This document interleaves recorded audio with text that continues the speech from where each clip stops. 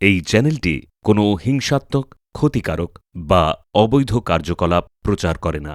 এই চ্যানেলের সমস্ত তথ্য শুধুমাত্র শিক্ষামূলক উদ্দেশ্যে পরিবেশিত। বিশ্ব রাজনীতিতে উত্তেজনা দ্রুত বাড়ছে। প্রশান্ত মহাসাগরীয় অঞ্চলে সামরিক তৎপরতা এখন আর কূটনৈতিক চাপের মধ্যে সীমাবদ্ধ নেই। সরাসরি শক্তি প্রদর্শনের পর্যায়ে পৌঁছে গেছে পরিস্থিতি। চীন টানা সামরিক মহড়ার মাধ্যমে তাইওয়ানকে ঘিরে ফেলছে। যুদ্ধবিমান, নৌবহর ও ক্ষেপণাস্ত্র মোতায়েন সবকিছুই স্পষ্ট বার্তা দিচ্ছে। বেইজিংয়ের অবস্থান পরিষ্কার। তাইওয়ানকে তারা নিজেদের ভূখণ্ড বলেই দেখে এবং প্রয়োজনে শক্তি প্রয়োগের পথ খোলা রাখছে। একই সময়ে ওয়াশিংটন থেকেও আসছে কড়া বার্তা। আমেরিকা জানাচ্ছে তাইওয়ানের নিরাপত্তা প্রশ্নে তারা দায় এড়াবে না। সামরিক প্রস্তুতি বাড়ানো হচ্ছে জাপান, ফিলিপিন্স ও প্রশান্ত মহাসাগরীয় ঘাঁটিগুলোতে। এই অবস্থায় প্রশ্ন একটাই, কেন একটি দ্বীপকে ঘিরে দুই পরাশক্তি এমন সংঘাতমূলক অবস্থানে পৌঁছেছে? কেন তাইওয়ানকে কেন্দ্র করে বিশ্ব রাজনীতি আবার দ্বিধা বিভক্ত হওয়ার পথে? এই দ্বন্দ্ব শুধুই ভূখণ্ডের নয়, এটি সমুদ্রপথের নিয়ন্ত্রণ, সামরিক আধিপত্য, প্রযুক্তিগত ক্ষমতা এবং ভবিষ্যৎ বৈশ্বিক শক্তির ভারসাম্য নিয়ে লড়াই। আজকের ভিডিওতে আমরা জানব তাইওয়ানকে ঘিরে চীন ও আমেরিকার এই মুখোমুখি অবস্থানের প্রকৃত কারণ কি এবং এই সংঘাত বিশ্বকে কোন দিকে ঠেলে দিচ্ছে। ভিডিওটি শেষ পর্যন্ত দেখুন। ভিডিওর শেষে আপনার জন্য থাকছে ছোট্ট একটি কুইজ, যার উত্তর আপনাকে কমেন্টের মাধ্যমে জানাতে হবে। সঠিক উত্তরদাতাদের নাম পরের সপ্তাহের ভিডিওর পিন কমেন্টে জানানো হবে। আর ভিডিওটি ইনফরমেটিভ লাগলে লাইক করুন, কমেন্ট করুন, শেয়ার করুন এবং আমাদের চ্যানেল সমৃদ্ধ বাংলা সাবস্ক্রাইব করুন এবং প্রেস করে দিন বেল আইকন, যাতে আমাদের পরবর্তী ভিডিওগুলো আপনার কাছে পৌঁছে যায় সবার আগে। তাইওয়ান আজ কোনো সাধারণ ভূখণ্ড নয়। এটি এমন একটি জায়গা যেখানে প্রতিটি সামরিক মহড়া, প্রতিটি কূটনৈতিক বক্তব্য এবং প্রতিটি নৌযানের চলাচল আন্তর্জাতিক সতর্কবার্তা হিসেবে ধরা হচ্ছে। প্রশান্ত মহাসাগরের এই অংশে পরিস্থিতি এমন পর্যায়ে পৌঁছেছে যেখানে সামান্য ভুল হিসাব পুরো অঞ্চলকে অস্থির করে তুলতে পারে। এই কারণেই তাইওয়ানকে ঘিরে যা ঘটছে তার আঞ্চলিক ইস্যু নয়, এটি বৈশ্বিক নিরাপত্তার প্রশ্ন। তাইওয়ানের চারপাশের জলপথগুলো কেবল মানচিত্রের রেখা নয়। পশ্চিমে তাইওয়ান প্রণালী, উত্তরে মিয়াকো প্রণালী এবং দক্ষিণে বাসি প্রণালী। এই তিনটি পথের ওপর দিয়ে প্রতিদিন অসংখ্য বাণিজ্যিক ও সামরিক জাহাজ চলাচল করে। এই জলপথগুলো নিয়ন্ত্রণ মানে শুধু পণ্য পরিবহন নয়, যুদ্ধের সময় কে কোথায় যাবে, কে আটকে যাবে সেই সিদ্ধান্ত নেওয়ার ক্ষমতা। এই কারণেই তাইওয়ানকে ঘিরে সামরিক মানচিত্রে প্রতিটি নড়াচড়া সন্দেহের চোখে দেখা হচ্ছে। চীনের দৃষ্টিতে এই দ্বীপ একটি অমীমাংসিত সমস্যা। তাদের উপকূলীয় নিরাপত্তার মাঝখানে একটি বড় ফাঁক। যতদিন তাইওয়ান তাদের নিয়ন্ত্রণের বাইরে থাকবে, ততদিন চীনের নৌবাহিনীর প্রশান্ত মহাসাগরে সরাসরি প্রবেশ সীমিত থাকবে। এই সীমাবদ্ধতা চীনের সামরিক কৌশলে দীর্ঘদিনের এক অস্বস্তিকর বাস্তবতা। তাইওয়ানকে ঘিরে সামরিক মহড়াগুলো শুধুই শক্তি প্রদর্শন নয়, বরং একটি বার্তা। এই সীমাবদ্ধতা তারা আর মেনে নিতে রাজি নয়। এই বাস্তবতার মুখোমুখি দাঁড়িয়ে আছে আমেরিকার কৌশলগত অবস্থান। প্রশান্ত মহাসাগরীয় অঞ্চলে তাদের সামরিক উপস্থিতি হঠাৎ করে গড়ে ওঠেনি।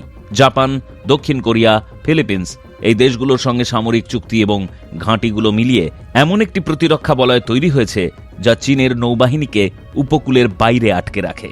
এই বলয়ের মাঝখানে তাইওয়ানের অবস্থান কেবল গুরুত্বপূর্ণ নয়, এটি অপরিহার্য। তাইওয়ান ছাড়া এই পুরো কাঠামো কার্যত দুর্বল হয়ে পড়ে। এই কারণেই সাম্প্রতিক বছরগুলোতে আমেরিকার সামরিক তৎপরতা আরও স্পষ্ট হয়ে উঠেছে। নতুন ঘাঁটির ব্যবহার, যৌথ মহড়া, সমুদ্রে বাস্তব যুদ্ধ অনুশীলন সবকিছুই ধাপে ধাপে বাড়ানো হয়েছে। এগুলো কোনো বিচ্ছিন্ন ঘটনা নয়, প্রতিটি পদক্ষেপ পরিকল্পিত, প্রতিটি বার্তা হিসাব করা। এই পদক্ষেপগুলোর মাধ্যমে একটি বিষয় স্পষ্ট করে দেওয়া হচ্ছে, তাইওয়ান প্রশ্নে আমেরিকা শুধু কূটনৈতিক বিবৃতিতে আটকে নেই। এই চাপের জবাবে চীন তাদের সামরিক প্রস্তুতি আরও দৃশ্যমান করেছে। নৌবাহিনীর আধুনিকীকরণ, দূরপাল্লার ক্ষেপণাস্ত্র, সাবমেরিন বহর এবং নতুন প্রজন্মের যুদ্ধজাহাজ সবকিছুই একসঙ্গে সামনে আনা হচ্ছে।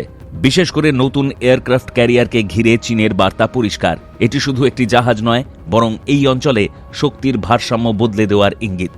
সংঘাত শুরু হলে লক্ষ্য একটাই, বাইরের শক্তিকে যতটা সম্ভব দূরে রাখা। এই সামরিক উত্তেজনার নিচে আরেকটি স্তর কাজ করছে, যা অনেক সময় প্রকাশ্যে বলা হয় না।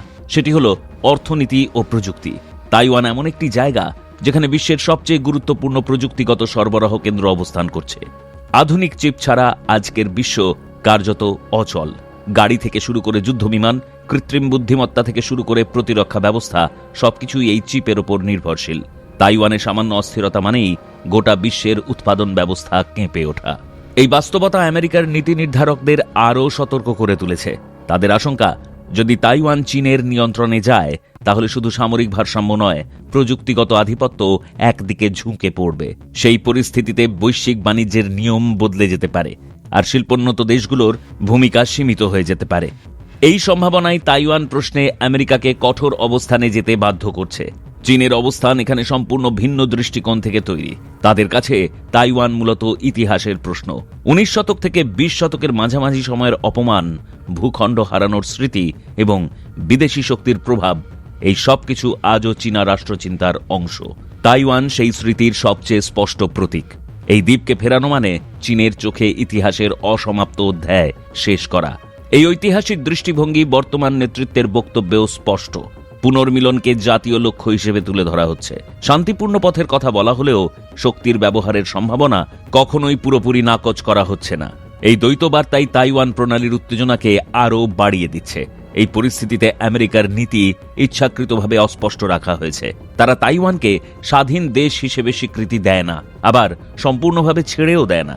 অস্ত্র সরবরাহ অব্যাহত থাকে, কূটনৈতিক যোগাযোগ বজায় থাকে, কিন্তু সরাসরি প্রতিরক্ষার প্রতিশ্রুতি দেওয়া হয় না।